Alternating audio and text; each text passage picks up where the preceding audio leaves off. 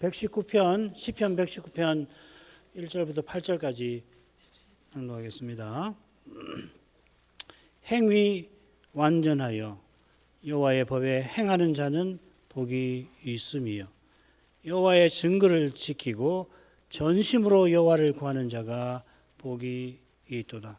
실로 저희는 불의를 행치 아니하고 주의 도를 행하는도다. 주께서 주의 법도로 명하사 우리로 근실히 지키게 하셨나이다. 내 길을 굳이 정하사 주의 율례를 지키게 하소서. 내가 주의 모든 계명에 주의할 때에는 부끄럽지 아니하리이다. 내가 주의 의로운 판단을 배울 때에는 정직한 마음으로 주께 감사하리이다. 내가 주의 율례를 지키오리니 나를 아주 버리지 마옵소서. 오늘 살필 119편은 아시는 대로 무려 176절로 이루어져 있고 따라서 성경에서 가장 긴 장입니다. 시편 117편이 두 절로 되어 있으니까 119편은 88배나 많습니다. 구약 성경이 모두 39권인데 그중에 시편 119편보다 절수가 짧은 책이 14권이나 됩니다. 참고하시면 됩니다. 신약 성경 중에는 시편 119편보다 절수가 많은 것이 10권이니까 절수가 적은 책은 무려 17권이나 됩니다. 절수 많은 책을 밑에 수록해 놓았습니다. 시편은 모두 2461절이고요. 평균을 내보면 한 편에 한 장에 대략 16줄 됩니다. 그러니까 110편은 전체 시편 중에 7%나 해당되고 장의 평균보다 10배가 넘습니다. 이 시편 119편은 112, 111, 112편처럼 소위 그 답관체 시편입니다. 이 111, 112, 112편은 똑같이 10절이고요.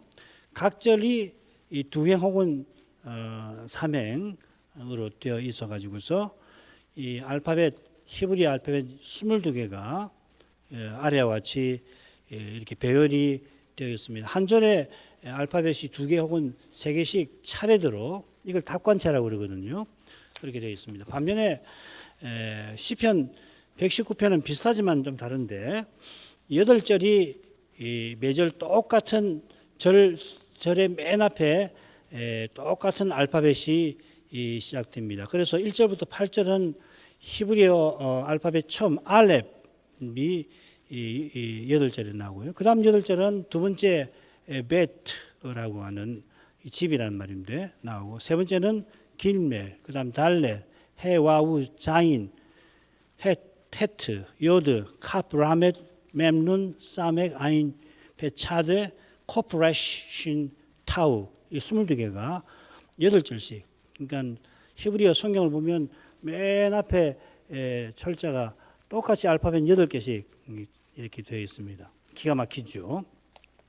이런 문학적 장치는 필시 히브리어를 아는 언약 백성이 이 길고 긴 119편을 잘 암기하도록 도움을 주려는 걸 겁니다. 그러나 이 한국어는 물론이고 뭐 제가 모든 언어를 다 살피지는 못하니까 그러나 여러 언어를 살필 때에 어떤 언어도 이 히브리어 문학 장치를 번역해서 완벽하게 구현한 것을 보질 못했습니다. 아마 불가능할 거라고 생각됩니다. 게다가 모든 사람이 긴 시편을 암기할 수 있는 것도 아닙니다. 암기는 못해도 이 119편을 읽을 때마다 시편 마지막 절에 있는 대로 호흡이 있는 자마다 여호와를 찬양하라 한 것처럼 우리의 모든 말이 할 수만 있다면 여호와를 불러 찬송할 수 있기를. 장차는 그렇게 될 텐데 그 순간을 바라보며 그런 소원을 품게하는 것입니다. 히브리어를 모르는 이도 이 시를 읽을 때마다 이런 문학적 장치가 있지 이렇게 기록되어 있지 하고서 기억을 하신다면 틀림없이 시의 교훈을 깨닫는 데 도움이 될 줄 압니다.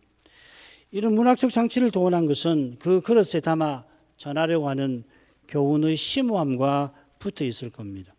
시인이 전하려고 하는 교훈은 다른 모든 구약 이 계시와 마찬가지로 결국은 오실 메시아와 하나님 나라에 관한 걸 겁니다. 이것이 이 119편이 118편에 뒤따르는 사실과도 사실은 붙어 있습니다.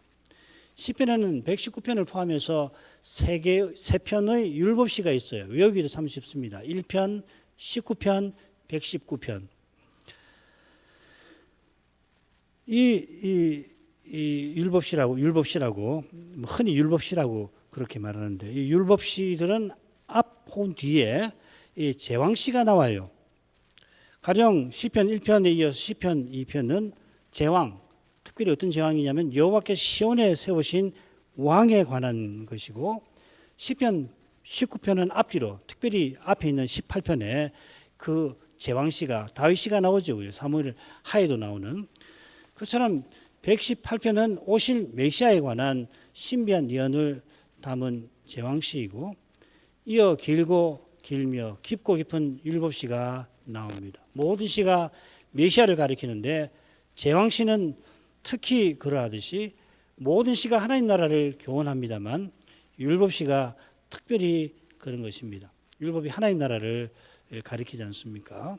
자, 그런 점에서 시편 119편은 율법의 가치를 찬양하는 지혜시, 하나님의 계시를 찬양하는 말씀 선집이라 하는 평가를 받을 정도로 율법, 곧 하나님의 계시에 관한 표현이나 내용이 가득합니다. 내용은 차차로 살필 거고요. 오늘은 이 시에 나오는 그 율법의 다양한 용어를 조금 알아보십시다. 모두 8개의 낱말, 율법과 관련된, 말씀과 관련된 8개의 낱말이 나옵니다. 이건 시편 119편에 차례로 나오는 8가지를 뽑은 겁니다. 첫 번째 이 법 혹은 율법, 토라 많이 들어보셨죠, 그죠? 이게 25번 나옵니다. 24번은 그냥 법이라고, 게다가 주의 법이라고 할 때는 하나님을 부르면서 기도하면서 하는 것이거든요.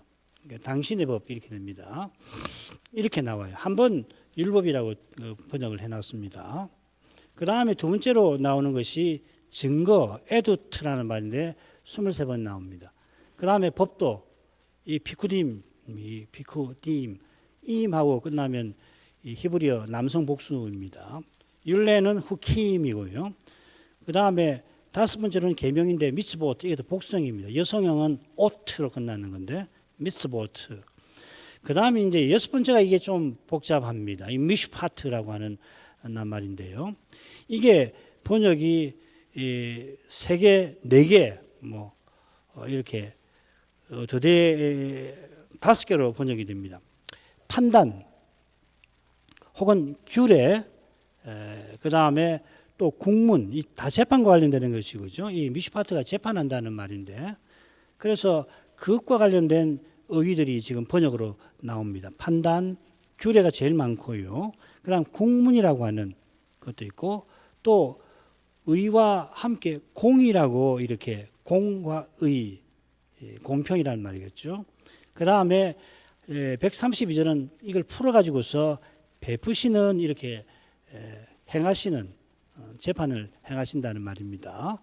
그렇게 번역이 되겠습니다. 이 미슈파트가 사실 번역하기가 퍽 까다롭습니다. 영어도 보면은 이 규례라고도 하고 통치, 룰이라고도 번역하고 그렇게 되겠습니다. judgment, rule 이렇게 몇 가지로 번역합니다. 7번째, 8번째는 똑같이 말씀입니다. 7번째는 다바르라는 말이고 8번째는 임라입니다. 24번, 19번. 그래서 우리말로는 어떻게 방법이 없습니다. 이 말씀,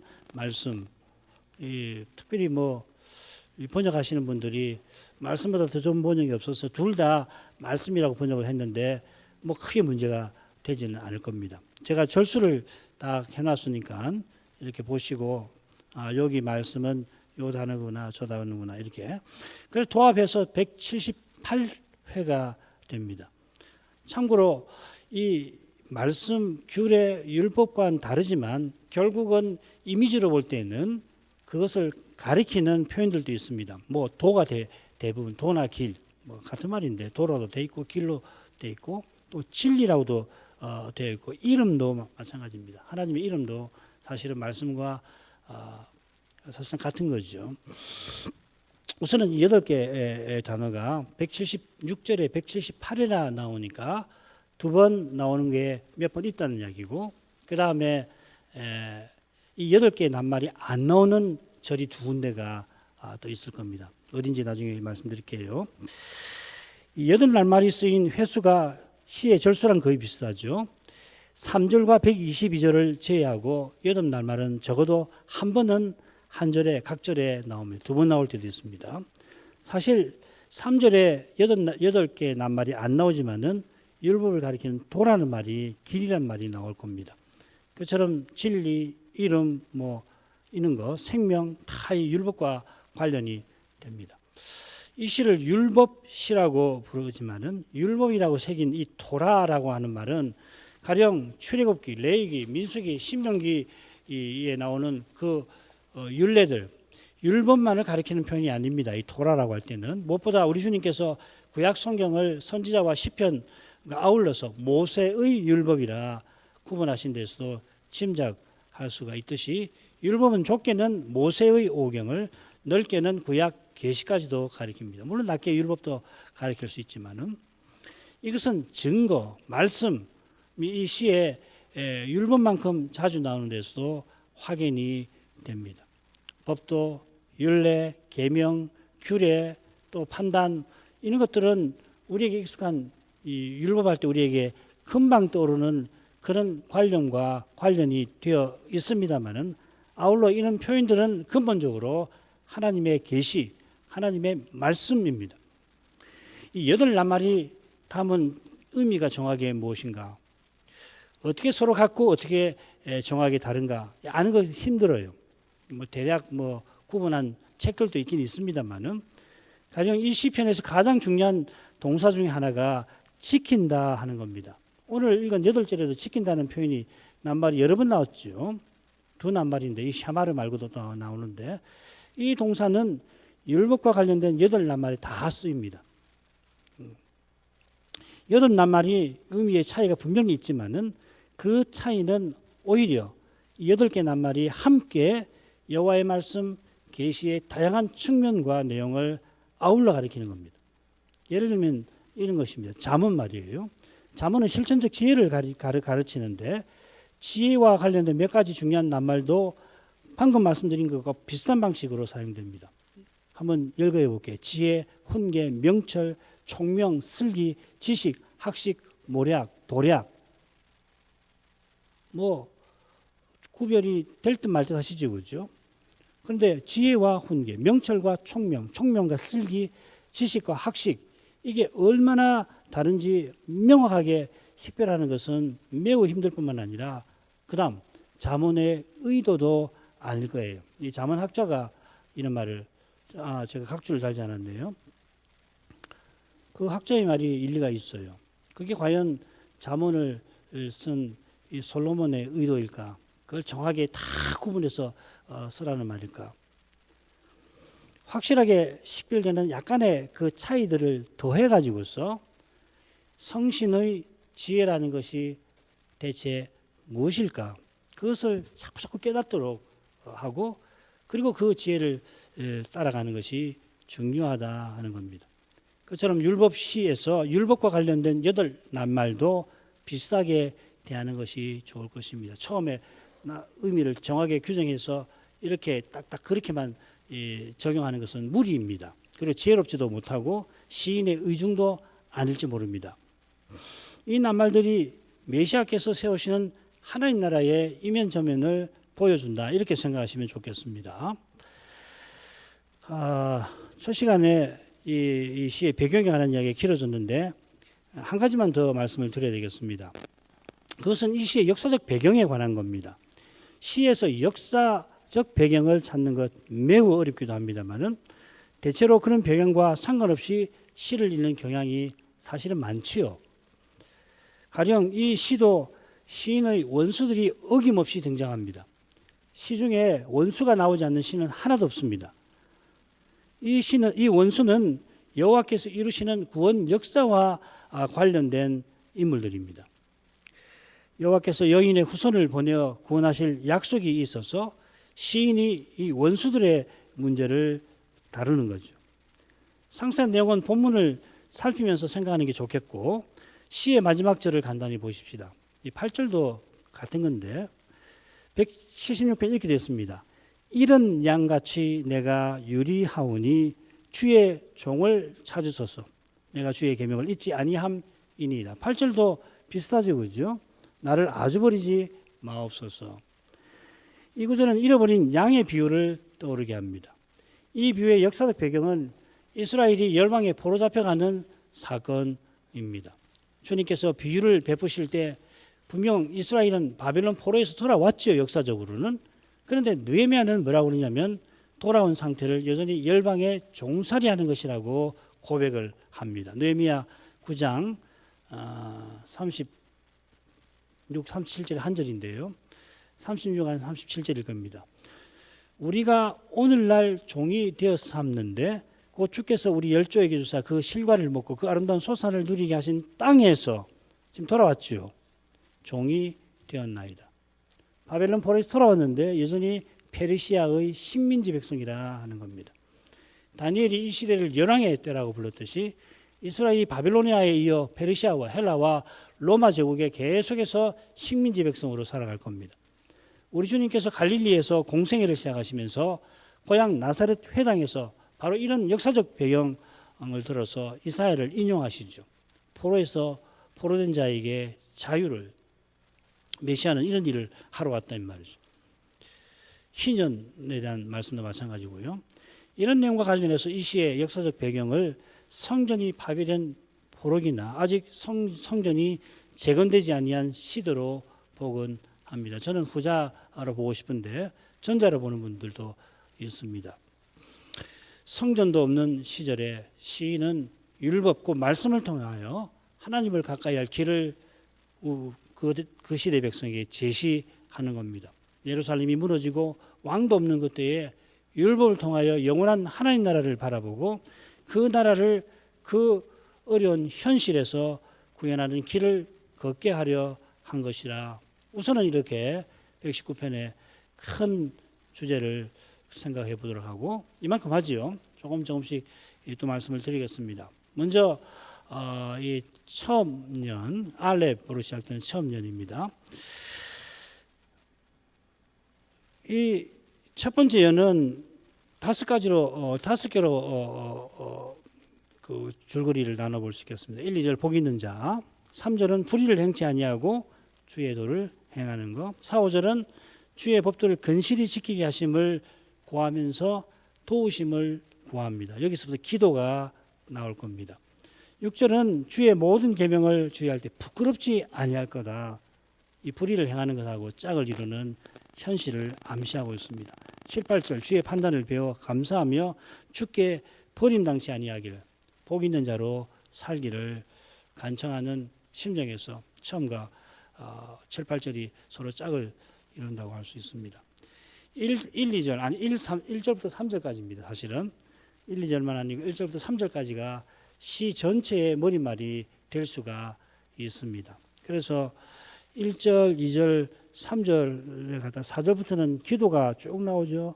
하셨나이다, 하소서, 하리이다, 하리이다, 마옵소서, 이렇게 해서 율법시인 시편 1편과 똑같은 낱말 아슈레이, 복이 있도다, 복이 있도다 하고서 이 시는 시작됩니다. 이 복은 여호와의 복입니다. 그 복을 7절에서 구체적으로 언급하면서 시인은 감사를 여호와께 드립니다.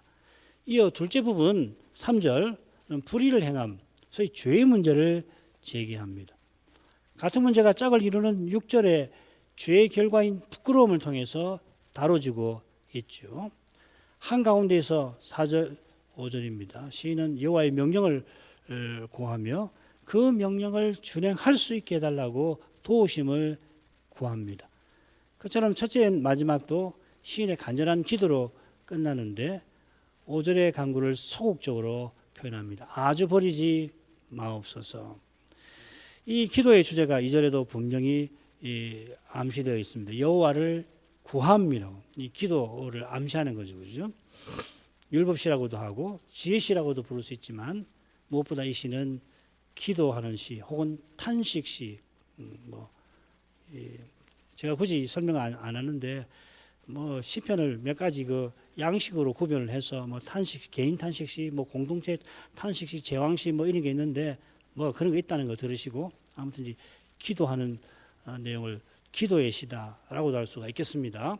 자, 1, 2절 가죠. 행위 완전하여 여호와의 법에 행하는 자가 복이 있으며 여호와의 증거를 지키고 전심으로 여호와를 구하는 자가 복이 있도다. 두 절은 똑같이 맨 처음에 복이 있으며 이렇게 나옵니다. 아슈레이 이렇게 시작됩니다. 이 표현이 시편에 26번 나오는데 늘 사람에게 쓰입니다. 뭐 하는 자가 복이 있으며, 이 바룩이라는 말하고 좀 다릅니다. 바룩 하면은 하나님께 쓸 때는 찬양하라, 여호와를 찬양하라. 사람에게 쓸 때는 복이 있다. 그래서 지난번 118편 26절이죠, 그죠? 여호와 이름으로 오시는 자에게 복이 있으며 할 때 거기는 복이 있다고.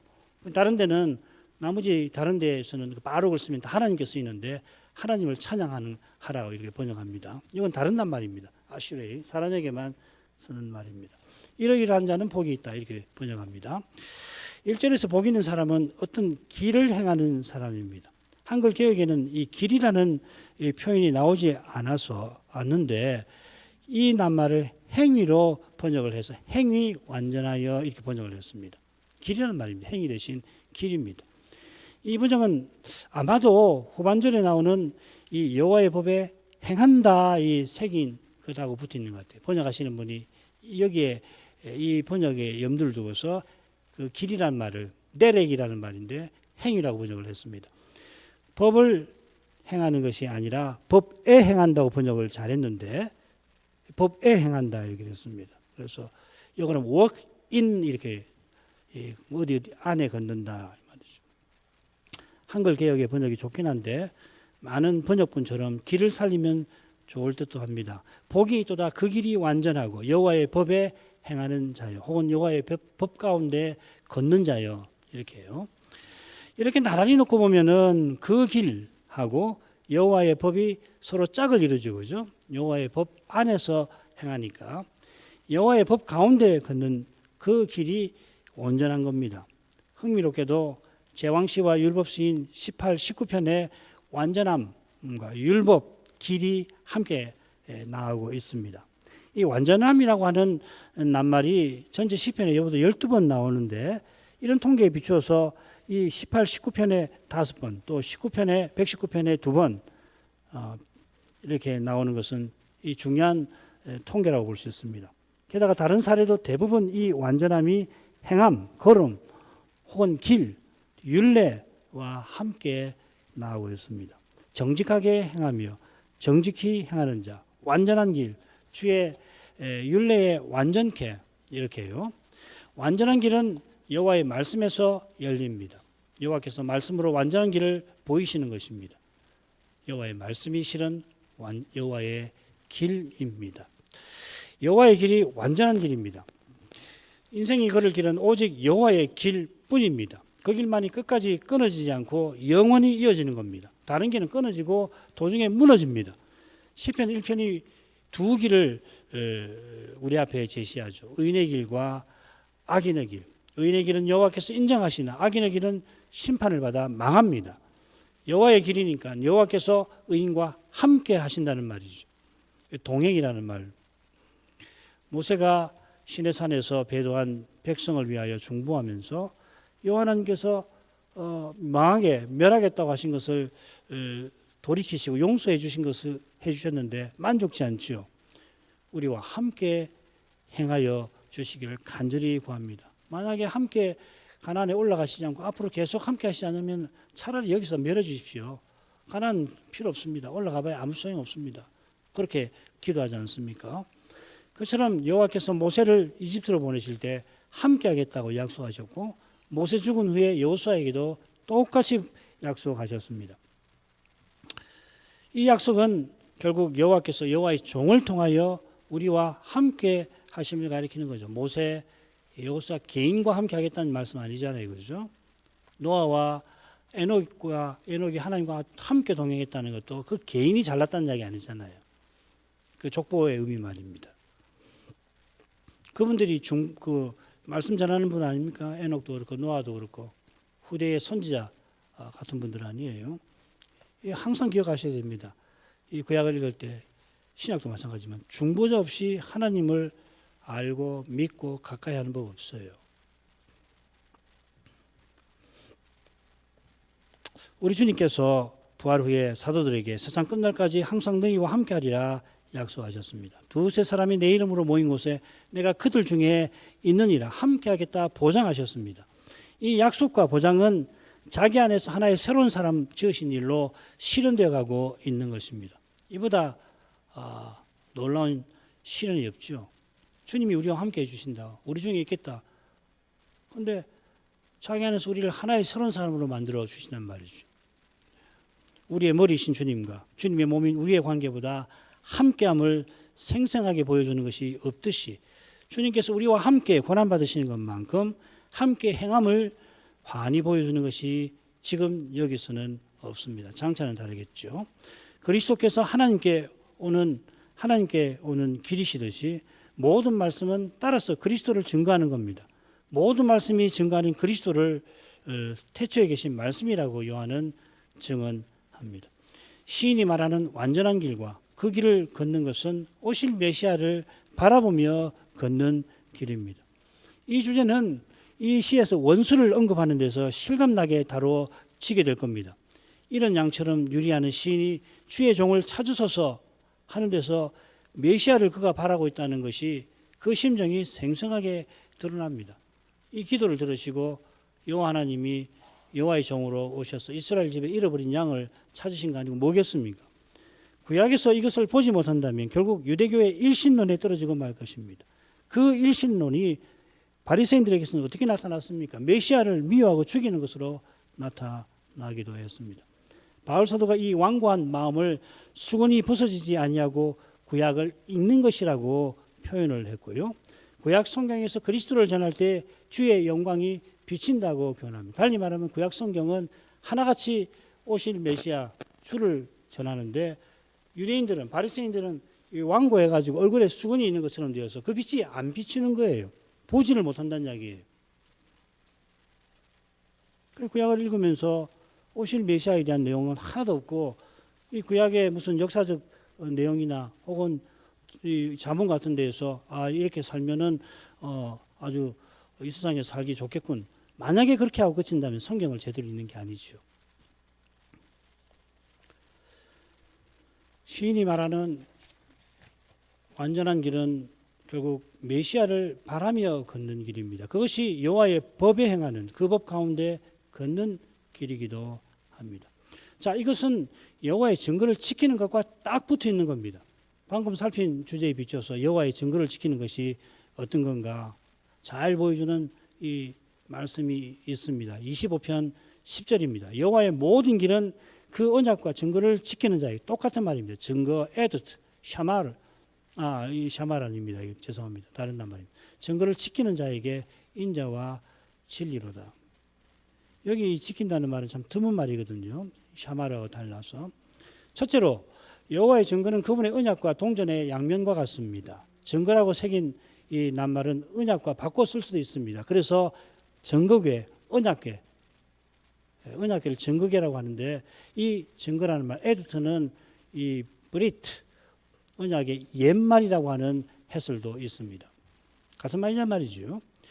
여호와의 증거를 지키는 것은 특별히 여호와의 약속을 믿고 그 말씀을 순종하는 것을 가리킵니다. 그런 사람은 여호와께서 보이신 길로 행하는 사람입니다. 어떤 길은 사람 보기에 평탄하지만 어떤 길은 죽음으로 향하는 것 같습니다. 여호와께서 자기 종을 사망의 음침한 골짜기로 지나가기도 하십니다. 그러나 어떤 길이든지 주께서 이끄시는 길이면 그 길은 인자요 진리입니다. 무슨 말입니까? 이끄시는 주께서 친히 언약을 이루시고 약속하신 복을 주신다 하는 말입니다.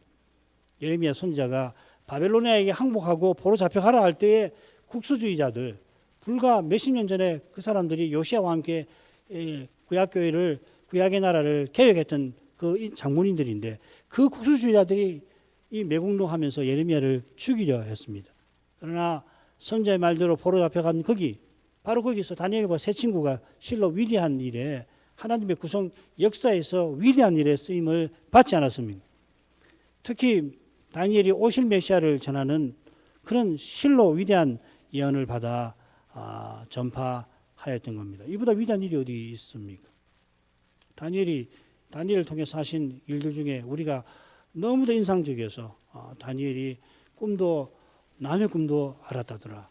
또 다니엘이 이런 일도 했다더라. 저런 일도 했다더라. 그걸 우리는 자꾸 생각하지만 제일 위대한 일이 뭡니까? 오실 메시아를 깨닫고 전했다는 이거예요.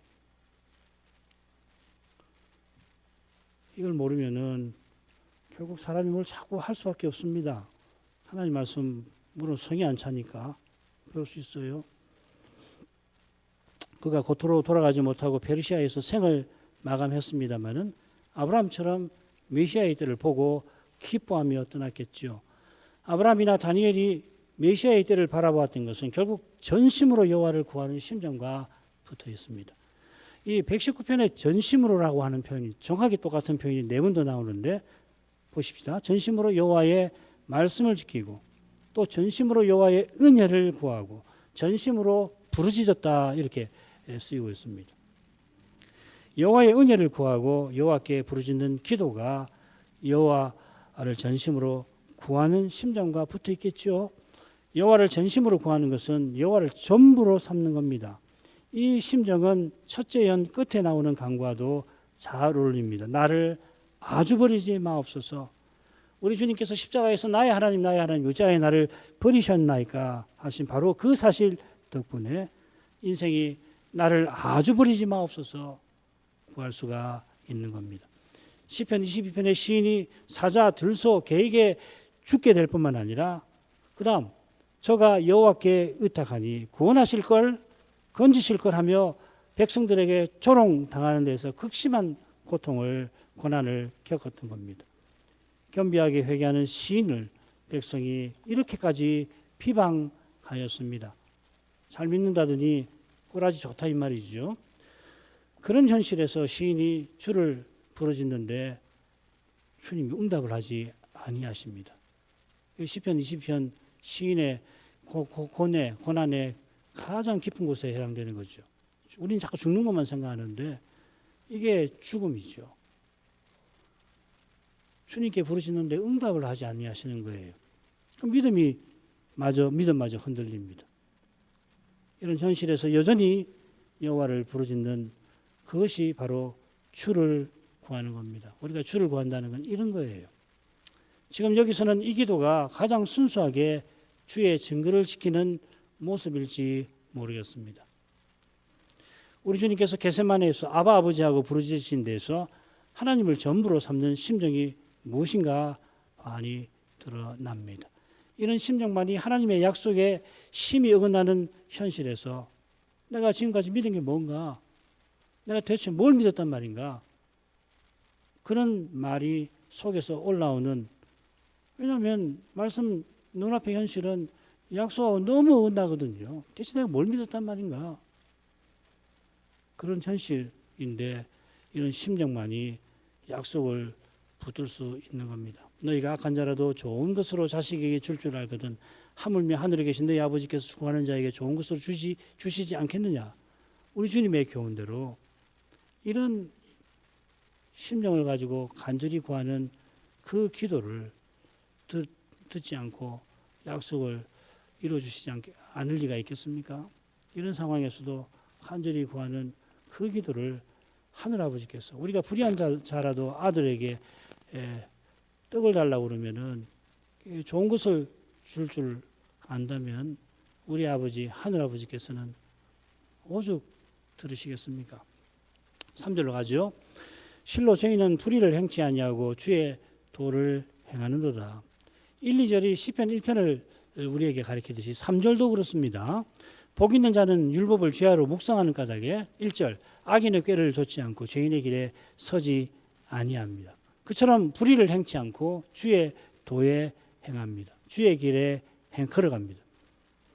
주의 도를 행하는 것, 즉 주의 길로 걸어가는 것은 1절에 여호와의 법에 행하는 것과 사실상 같은 겁니다. 여호와의 법에 행하는 것은 의인의 길을 걷는 것입니다. 그처럼 복 있는 자가 불의를 행치 아니한다는 것은 악인의 길을 걷지 않는다는 겁니다. 시인은 지금 이런 양처럼 유리하는 현실에 있습니다. 이 현실은 악인이 나를 멸하려고 엿보고 악인이 나를 해하려고 올무를 놓은 그런 두려운 것입니다. 그 두려움은 죄악이 나를 주장치 못하게 하소서 하는 시인의 간절한 기도와 붙어 있습니다. 얼마나 두렵겠습니까? 죄악이 나를 주장치 못하게 하소서. 악인이 나를 죽이는 것은 고사하고 죄악이 나를 주장하게 된다면 어떻게 될 건가? 하나님의 이름은 어떻게 될 건가? 요컨대 시인이 지금 복 있는 이들이 불의를 행치 아니한다고 말할 때 그저 그들을 칭찬하는 것만 아니라 주께서 복 주신 은혜를 가리키는 거예요. 이 사실이 4, 5절의 간구에서 잘 드러납니다. 시인은 내 길을 굳이 정하사 주의 윤례를 지키게 하소서 은혜를 구합니다. 이 은혜는 시편 1편의 의인과 2편의 시온 왕과 붙어 있는 겁니다. 의인과 왕은 오실 메시아입니다. 메시아를 가리킵니다. 시인도 오실 메시아의 그림자로서 자기 시대의 언약 백성들에게 오늘날 우리에게 유일한 중보자를 바라보라고 하는 겁니다. 오직 그리스도 안에서 주의 길을 발견하고 성신 안에서만 그 길을 걷는 것입니다. 시인이 절마다 율법과 관련된 8낱말 중에 적어도 하나를 쓰는데 이 3절과 122절만 나오질 않습니다. 물론 말씀드린 대로 이 도, 길, 이 율법을 가리키고 불의도 말씀을 짓밟는 행위를 뜻합니다마는 시인은 얼마든지 3절에서도 8낱말 중 하나를 얼마든지 쓸 수가 있을 텐데 그렇게 하질 않았습니다. 왜 그랬을까요? 그 의정이 뭔지 다 헤아리기 힘듭니다마는 방금 살핀 주제 하나님 말씀을 좇는 그 삶이 죄와 죽음의 현실에서 고난 겪는 것이라고 하는 주제를 드러내려고 하는 뜻이 있는 것 같아요. 무엇을 부리는 게 아니고 매번마다 이런 낱말을 놓으면 지루하다고 생각하고 하는 것이 아니고요. 122절도 보시면은 같은 주제를 다루고 있을 것입니다. 이 점은 좀 더 묵상하면서 생각하도록 하십시다. 기도하겠습니다. 거룩하신 아버지, 구약 시인이 하나님 말씀에 관한 길고도 심오한 시를 통하여서 당대 언약 백성들이 믿음의 길을 걸어가게 한 것을 살피게 하셔서 감사드립니다.